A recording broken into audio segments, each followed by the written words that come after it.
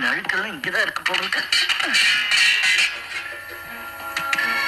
நீ தேடுற பாலை தவிர மத்தது எல்லாம்.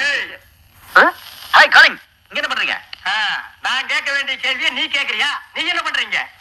நான் தாத்தாவோட அழகிய முகம் போட்டோ பிடிச்சி எங்கேயாவது இருக்கான்னு பாக்குறேன். யார் நீ?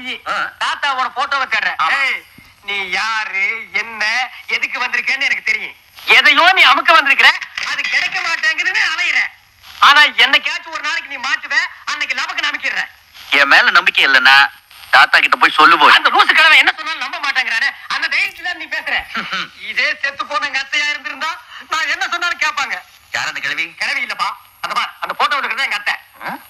இதுதான் தாத்தாவோட பார்ட்டியா?